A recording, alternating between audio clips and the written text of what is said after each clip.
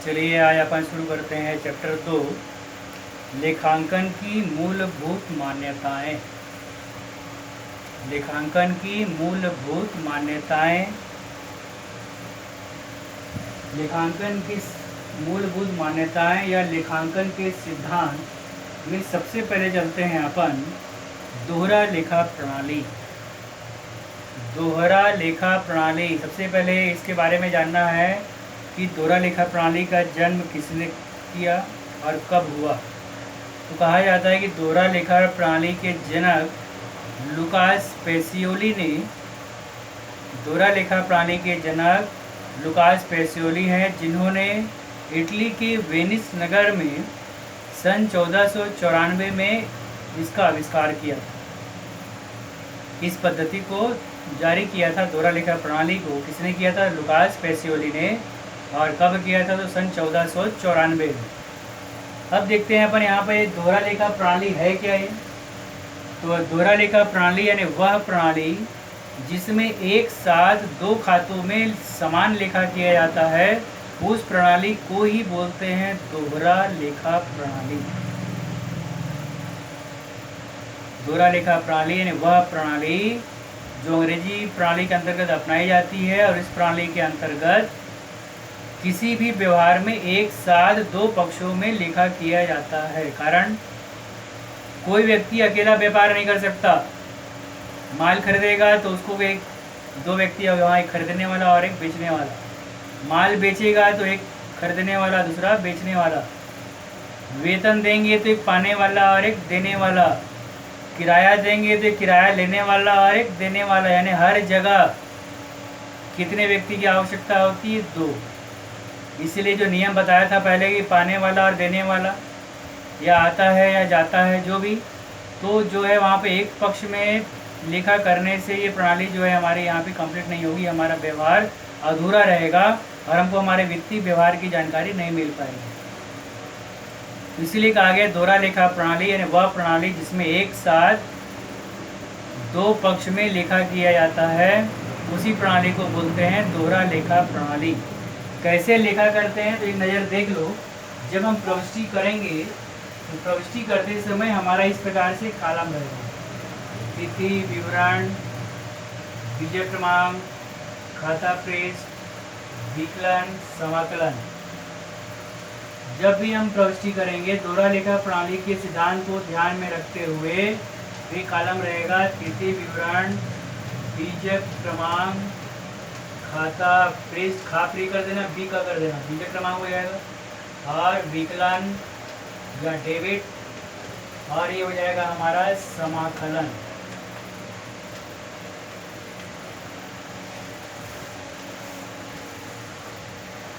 इस प्रकार से हमारा यहाँ पे कॉलम रहेगा। फिर से ध्यान देना, कहा गया यहाँ पर कि दोहरा लेखा प्रणाली के सिद्धांत का पालन किया जाता है।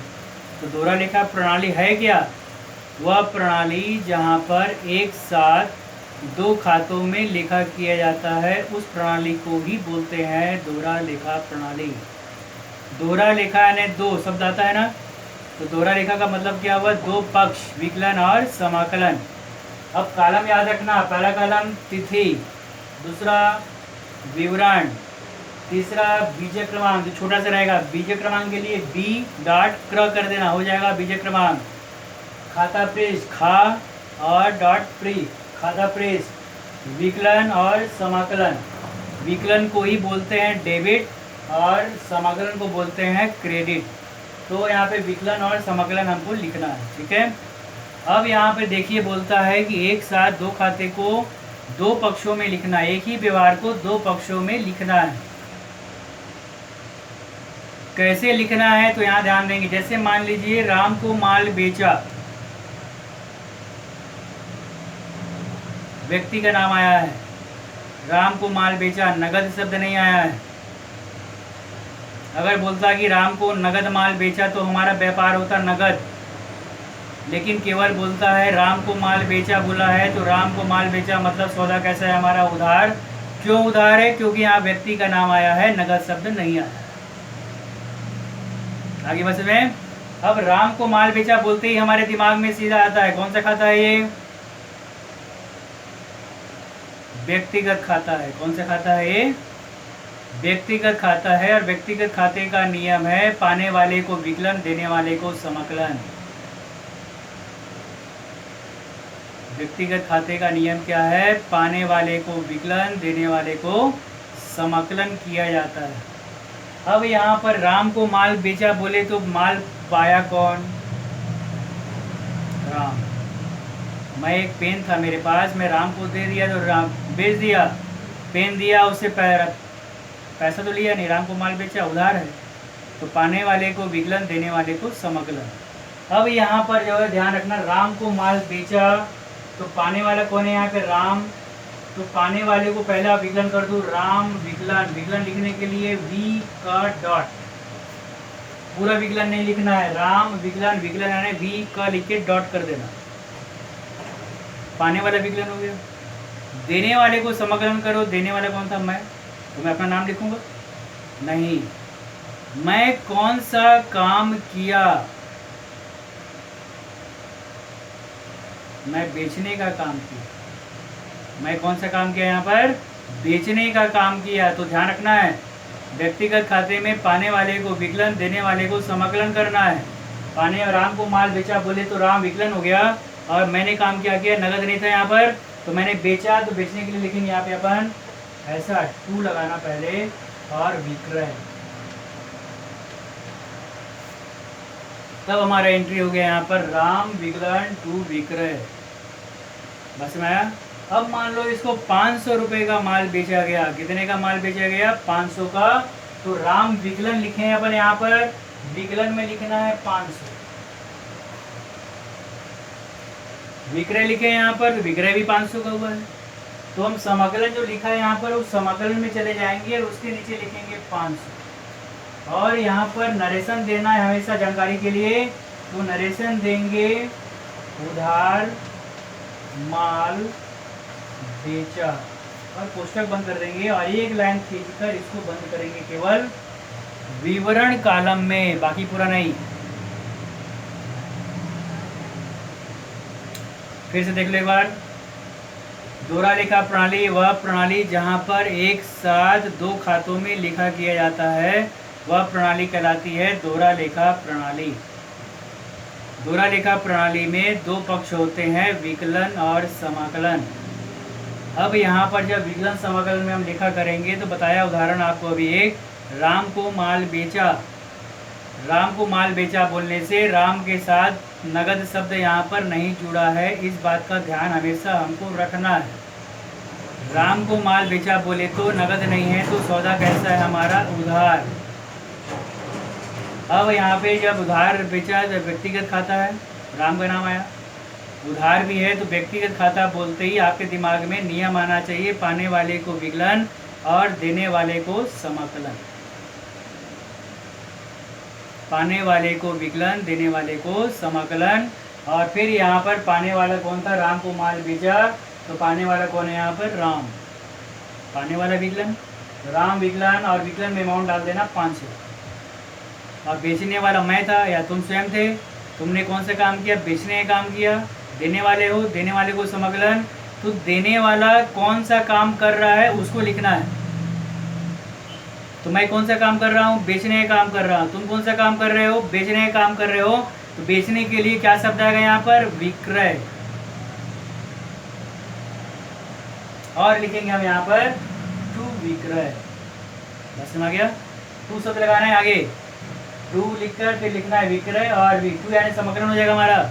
और विक्रय लिखने के बाद समाकलन पक्ष में उस राशि को लिख देना है।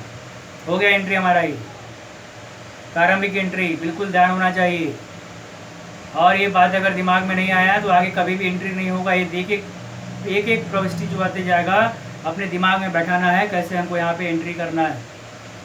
जब ये एंट्री करेंगे तो हम इसी एंट्री के माध्यम से ही खतौनी करेंगे, और जब खतौनी हो जाएगा तो खतौनी से ही तलपट बनेगा, और तलपट बनेगा तब तलपट से ही जो है हमारा अंतिम खाता बनेगा। एक नियम अगर ये तैयार नहीं हुआ तो आपका अकाउंट लेना बेकार है, कभी ज़िंदगी में नहीं सीखोगे अकाउंट। और अगर ये शुरुआत के नियम को ध्यान देते जाओगे, प्रविष्टि सीख गए तो प्रविष्टि खतौनी सीख जाओगे, क्योंकि हर जगह इसकी जानकारी होगी और इसका प्रयोग होगा। बिना प्रयोग के कहीं भी कोई काम नहीं होने वाला है, रटने वाला तो बिल्कुल काम ही नहीं है। बस मैं चलिए इसी को देखते हैं अपन यहाँ पर। राम को नगद माल बेचा, नगद शब्द आ गया। राम को नगद माल बेचा, नगद शब्द आते ही तुम्हारे दिमाग में आना चाहिए ये वास्तविक खाता है। कौन सा खाता है? वास्तविक खाता है। और वास्तविक खाते का नियम क्या है? वास्तविक खाते में संपत्तियों का क्रय विक्रय किया जाता है और नगद का क्रय विक्रय किया जाता है। तो जितने भी नगद होते हैं या संपत्तियों का क्रय विक्रय होता है सब वास्तविक खाते की श्रेणी में आते हैं। अब यहाँ बोल दिया राम को नगद माल बेचा, तो नियम क्या है वास्तविक खाते का? जो आता है विकलन, जो जाता है समकलन। जो आता है विकलन, जो जाता है समकलन। अब राम को नगद माल बेचे, मैं बेचा या तुम बेचे? मान लो तुम ही ने बेचा राम को नगद माल, तो तुम्हारे पास क्या आया?